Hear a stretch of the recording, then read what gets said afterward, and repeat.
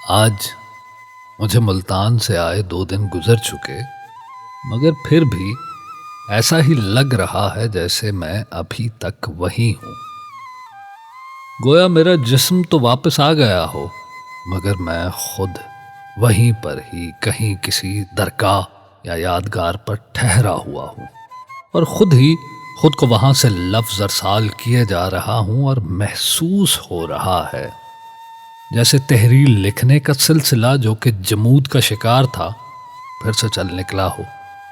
اس ساری کیفیت کی وجہ مجھے وہ دیوانہ لگتا ہے جس نے اس بار بھی میرے ساتھ ہر درگاہ اور یادگار کی حاضری ایسے دی جیسے کوئی سایہ کسی وجود کا پیچھا کرتا ہو۔ وہ دیوانہ کبھی کبھی پاگل پن کی انتہا کر دیتا، مگر اس بار اس کا پاگل پن بہت بامانی لگ رہا تھا۔ میں 19 دسمبر کی شب دوبارہ سے ملتان پہنچا تو رات کو مجھے بوسن روڈ پہ موجود KFC کے باہر کھڑا منتظر ملا۔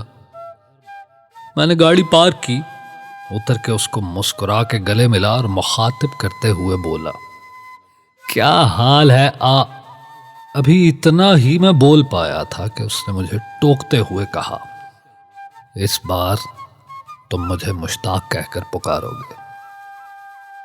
میں نے معنی خیز لہجے میں پوچھا، یار تم ہر بار ایک نیا نام کیوں پسند کر لیتے ہو؟ کیا ایک نام پہ قرار نہیں آتا؟ اس نے سنجیدگی سے جواب دیا، مجھے میرے نام میری کیفیتیں دیتی ہیں، کیا فضول کتابی باتیں کرتے رہتے ہو؟ اس نے کہا، تم کتابی ہی سمجھ لو، کتاب بھی تو کوئی انسان ہی لکھتا ہے۔ ہاں، انسان ہی لکھتا ہے تصوراتی اور خیالاتی باتیں۔ خیال اور تصور بھی تو حقیقت کی بنیاد پر بنتے ہیں۔ اگر کوئی چیز موجود ہی نہ ہو تو اس کا خیال اور تصور بھی باندھا نہیں جا سکتا۔ میں نے جواب میں کہا، جی مشتاق صاحب، آپ جو بھی کہتے ہیں ٹھیک کہتے ہیں، مگر مان لیں یہ صرف لفظوں کا ہیر پھیر ہے۔ مان لیا، مگر تم بھی مان لو، لفظ بھی تو انسان کی ملکیت ہے، خود سے نہیں بن جاتے، ہمیشہ کسی ذات سے کسی ذات کے لیے ہوتے ہیں۔ میں خاموشی سے سن رہا تھا، وہ بولتا رہا، تم اکیلے بیٹھ کر بھی اگر خود کلامی کرتے ہو تو بھی کسی نہ کسی خیال یا تصور کو قائم کر کے یا تو ہنستے ہو یا غم مناتے ہو، اور اس کیفیت کو یا تو خاموش لفظوں کی شکل دیتے ہو یا پھر آواز میں ڈھال دیتے ہو۔ میں نے جواب میں کہا، اچھا چلو مان لیا یہ سب کتابی ہو یا نصابی ہو، حقیقت کا ہی عکس ہوں گے۔ اب یہ بتاؤ، اس بار مشتاق نام رکھنے کی کیا وجہ ہے؟ اس بار میں مشتاق اس لیے ہوں کہ میرا اشتیاق اپنے عروج پر ہے، اور میں لا حاصل کو حاصل کرنے کے لیے اپنی ذات کی نفی کرنا چاہتا ہوں، تاکہ اس لا حاصل کے لا سے لڑ کے نتیجہ حاصل کر سکوں۔ مجھے سمجھ کچھ نہیں آیا تھا، اس لیے تھوڑی تاخیر سے بولا، اب پھر میں اس کو کتابی کہوں گا تو تم غصہ کرو گے۔ بہرحال کیا ارادہ ہے تم بتاؤ؟ میں نے جواب دیا، میں تھکا ہوا ہوں، سونا چاہتا ہوں، صبح اٹھ کر دیکھتے ہیں کیا کرنا ہے۔ صبح؟ کون سی صبح؟ آج ابھی اسی وقت دیکھو یہ رات کتنی روشن ہے، ابھی چلو، کل میری کیفیت بدل جائے گی، ویسے بھی یہ رات دوبارہ کہاں آئے گی۔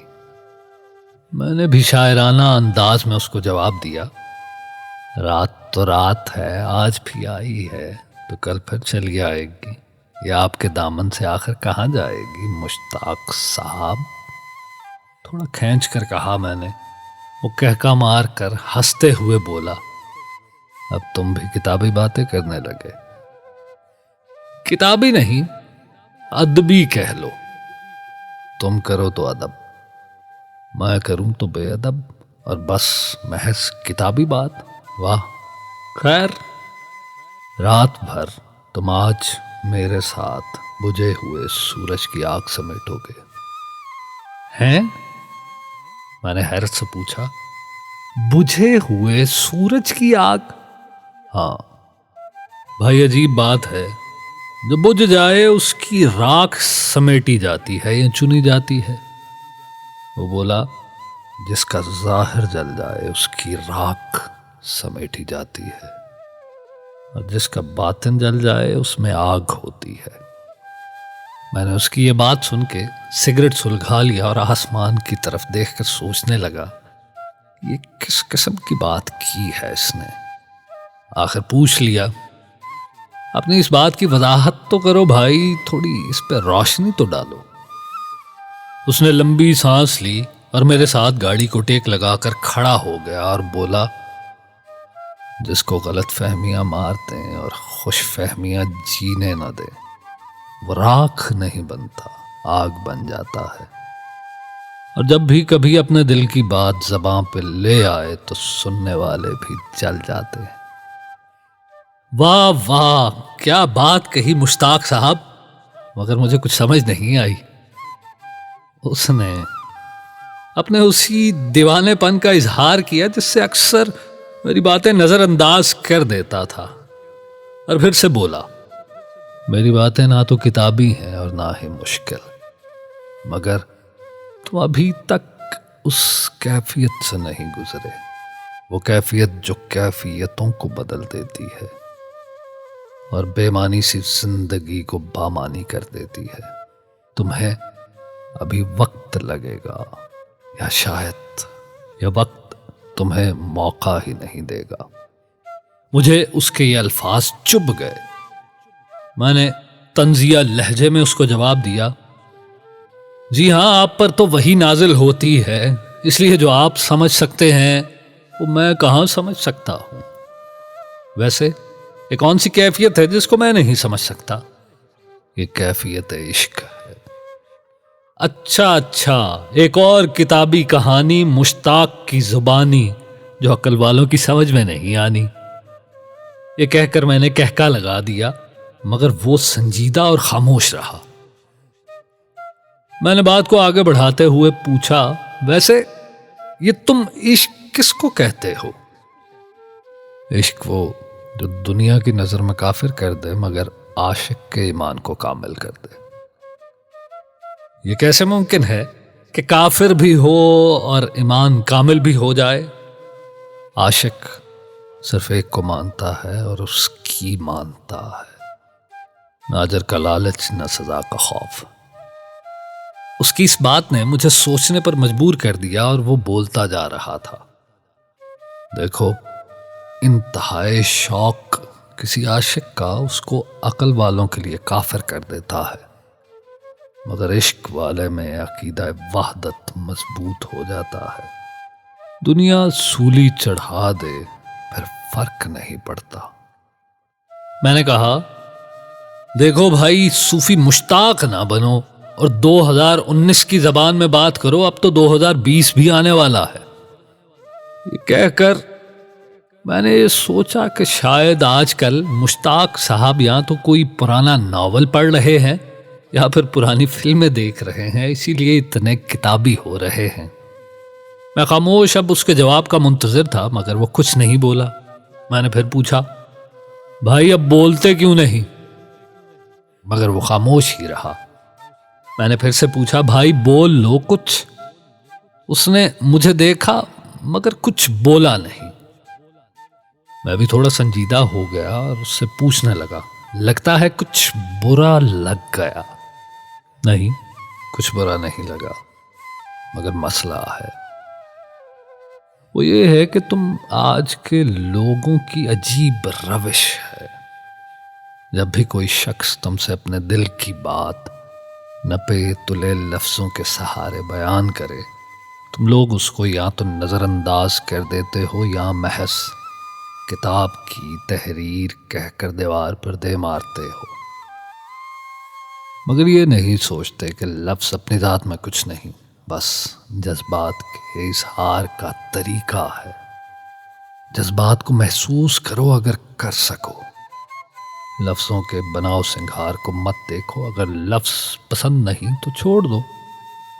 لیکن یہ بھی یاد رکھا کرو، آج کی یہ ساری ترقی اور تمدن کی یہ ساری کیفیت کتاب سے پڑھے گئے لفظوں اور کتاب میں لکھے گئے لفظوں کی وجہ سے ہے. کتاب بغیر لفظ نہیں ہوتی، اور لفظ پہلے بولے جاتے ہیں پھر لکھے جاتے ہیں. وہ ایک ہی سانس میں یہ سب کچھ بول گیا اور میں اس کا قائل ہوتا چلا گیا کہ کہتا تو ٹھیک ہے. میں نے بات کو بدلنے کے غرض سے کہا، اچھا بتاؤ، مجھے بھی بجھے ہوئے سورج کی آگ سمیٹنی ہے، کیسے سمیٹ سکتا ہوں؟ کیفیت کو سمجھو، پڑھنے کی کوشش نہ کرو. پڑھ تو سب لیتے ہیں، سمجھتے نہیں ہیں. مگر تم کیسے سمجھو گے؟ تم بس میرے ساتھ چلے چلو، جو کہوں کرتے رہنا. میں کیوں نہیں سمجھ سکتا؟ وہ مثال دے کر بولا، ایک دفعہ میں دو ڈاکٹروں کے درمیان کھڑا ان کی گفتگو سن رہا تھا. وہ کسی مریض کے مرض کے بارے میں بات کر رہے تھے. میں نے بہت کوشش کی مگر لفظ پڑھے جاتے تھے، سمجھ نہیں آتے تھے. پتا ہے کیوں؟ کیونکہ میں ڈاکٹر نہیں ہوں، اس لیے تم بھی مکمل سمجھ نہیں سکتے. ہاں، اگر آنکھیں بند رکھو اور میرے پیچھے پیچھے چلتے آؤ، میری بے خودی تمہیں اتنا ضرور سمجھا دے گی کہ اگر انسان بے بس ہو جائے تو خود بھی بے اختیار ہو جاتا ہے. اس کی یہ بات سن کے میں نے اسے کہا، اچھا تو پہلے تم اپنی بے اختیاری کی کوئی دلیل تو دو مجھے. وہ بولا، تمہیں سمجھ نہیں آئے گی، چھوڑ دو، رہنے دو. تم بتاؤ، ہو سکتا ہے میں سمجھ جاؤں. وہ خاموش ہو گیا اور زمین کو گھورنے لگ گیا، اور پھر تھوڑی دیر کے بعد بولا، کیا کبھی رات کو سوتے ہوئے اچانک سے کسی خیال سے اٹھ کر بیٹھے ہو؟ میں نے جواب میں مختصراً کہا، نہیں. کیا کبھی بیٹھے بیٹھے ایسا محسوس ہوا ہے کہ تم خود ہی اپنے اندر ڈوب رہے ہو اور اتنا کھچاؤ محسوس کیا ہے کہ چہرے پہ تکلیف ظاہر ہو جائے؟ میں نے پھر سے کہا، نہیں. کیا کبھی تم نے کسی ایسے چہرے کو اپنے سامنے دیکھا جو حقیقت میں کہیں دور رہتا ہو مگر تمہیں ہر طرف نظر آتا ہو؟ نہیں. کیا کبھی تمہارا اتنا پڑھ لکھ جانے کے بعد بے خود ہو کر مجمع عام میں ناچنے کا دل کیا، وہ بھی گھنگرو پہن کر؟ میں نے فوراً سے جواب دیا، توبہ کرو، کبھی بھی نہیں. وہ مسکرا کر بولا، بس پھر تم نہیں سمجھ سکتے. توبہ کرو، کبھی بھی نہیں. یہ آگ میں اکیلا ہی سمیٹ کر آؤں گا. تم جاؤ، کیونکہ یہ حقیقت تمہارے لیے باطل ہے اور جھوٹ ہے، یا پھر اور لوگوں کی طرح تمہارے لیے بھی صرف کتابی باتیں ہیں. یہ سن کر میں نے گھڑی پر نظر ڈالی تو رات کے 1:35 ہو چکے تھے اور میں نے اپنے شوق کی تسکین حاصل کر لی تھی، اپنی ذات کی نفی بھی کر چکا تھا. اب میرا اشتیاق اور بڑھ چکا تھا، مگر میں اس دیوانے پن کا اب مزید مشتاق نہیں بن سکتا تھا. اسی لمحے میں نے اپنے اس دیوانے پن کو واپس اپنی ذات میں سمیٹ لیا اور یہ سوچتے ہوئے گاڑی میں بیٹھ گیا کہ